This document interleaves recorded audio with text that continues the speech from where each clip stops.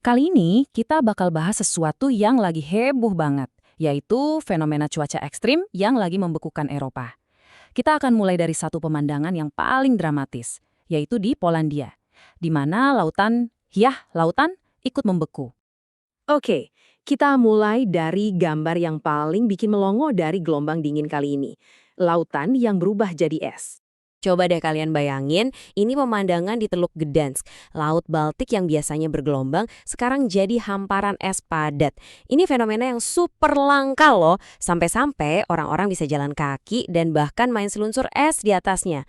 Bener-bener surreal dan nunjukin betapa dahsyatnya dingin yang lagi melanda. Dan pemandangan luar biasa ini terjadi waktu suhu di sana anjlok sampai minus 22 derajat Celcius. Bayangin, saking dinginnya, air laut yang asin aja bisa membeku jadi daratan es yang bisa kita injak. Tapi, tunggu dulu, itu belum seberapa. Jauh di pegunungan Tatra Polandia, suhunya lebih gila lagi. Tercatat rekor terendah sepanjang masa minus 41,1 derajat Celcius. Angka ini mecahin rekor yang udah bertahan sejak tahun 1929. Kebayang nggak dinginnya kayak apa? Nah, jangan kira ini cuma masalah di Polandia aja ya. Ini adalah krisis yang dampaknya terasa di seluruh benua Eropa. Yuk kita lihat seberapa parah kekacauannya. Dampaknya ini bener-bener bikin lumpuh loh. Di Belanda, ribuan penerbangan batal karena maskapai sampai kehabisan cairan de-icing, cairan buat mencairkan es di pesawat. Layanan kereta juga berhenti total. Terus di Skotlandia, lebih dari 300 sekolah terpaksa diliburkan. Infrastruktur modern seolah-olah nggak berdaya ngadepin badai salju ini. Selain salji tebal, ada lagi nih ancaman yang nggak kelihatan tapi super bahaya. Black ice. Ini tuh lapisan es yang tipis dan transparan di jalan. Jadi nggak kelihatan tapi bikin jalanan selicin kaca. Di Prancis, fenomena ini udah menelan setidaknya 5 korban jiwa. Tragis banget. Dan ini bagian yang paling menyedihkan.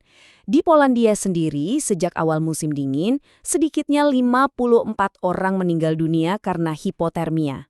Angka ini jadi pengingat yang kelam ya, betapa berbahayanya cuaca dingin ekstrim, terutama buat mereka yang paling rentan.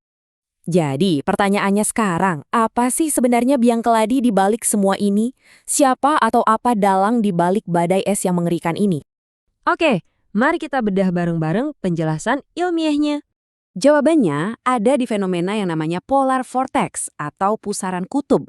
Gampangnya, bayangin aja ini kayak pusaran angin raksasa yang isinya udara super dingin yang terus muter di sekitar kutub utara.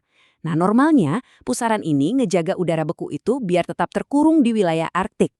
Nah, ini dia kuncinya. Waktu polar vortexnya lagi kuat dan stabil, bentuknya rapi kayak donat dan udara dinginnya aman di kutub. Tapi, pas dia lagi lemah, bentuknya jadi nggak beraturan, jadi meleyot gitu. Akibatnya, udara beku dari Arktik bisa tumpah jauh ke selatan dan menghantam wilayah kayak Eropa. Nah, inilah yang lagi terjadi sekarang. Oke, sekarang kita masuk ke bagian yang paling bikin garuk-garuk kepala. Gimana ceritanya dunia makin panas, tapi Eropa malah beku kayak gini? Aneh kan? Ini dia paradoksnya. Nah, data ini nih yang nunjukin paradoksnya secara gamblang. Di satu sisi, Eropa ngalamin Januari terdingin dalam lebih dari 1 dekade. Tapi di sisi lain, kalau kita lihat secara global, bulan yang sama justru tercatat sebagai Januari terpanas kelima sepanjang sejarah. Jadi intinya, satu wilayah bisa membeku, sementara planet kita secara keseluruhan terus menghangat.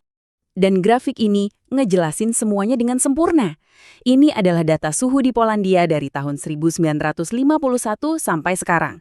Lihat deh perubahan warnanya, dari biru ke kuning terus ke merah. Ini jelas banget tunjukin tren pemanasan jangka panjang. Nah, ini bukti visual perbedaan antara cuaca dan iklim. Badai salju ini, itu cuaca, kejadian jangka pendek, tapi tren pemanasan secara keseluruhan itu iklim, tren jangka panjang. Terus gimana ke depannya? Apa ini bakal cepat selesai? Coba kita lihat perakiraan cuacanya. Ternyata, penderitaan ini belum berakhir teman-teman. Perakiran cuaca nunjukin suhu beku ekstrim bakal terus berlanjut, ditambah angin kencang dan salju lebat. Bahkan ada kemungkinan muncul fenomena langka seperti badai petir musim dingin. Seperti kata seorang ahli meteorologi, Mariusz Jaslovski, kondisi atmosfer saat ini tuh lagi nggak stabil banget. Artinya, ini menciptakan risiko yang tinggi buat perubahan cuaca yang tiba-tiba dan susah ditebak. Jadi semua harus ekstra waspada. Pembahasan kita hari ini membawa kita ke satu pertanyaan penutup yang penting banget. Kejadian ini nunjukin kalau pemanasan global itu nggak selalu berarti musim dingin jadi lebih sejuk. Malah sebaliknya, bisa memicu cuaca ekstrem yang lebih ganas dan nggak terduga. Jadi pertanyaannya, di dunia yang terus memanas ini, apa kita udah siap untuk menghadapi musim dingin yang mungkin justru jadi lebih brutal?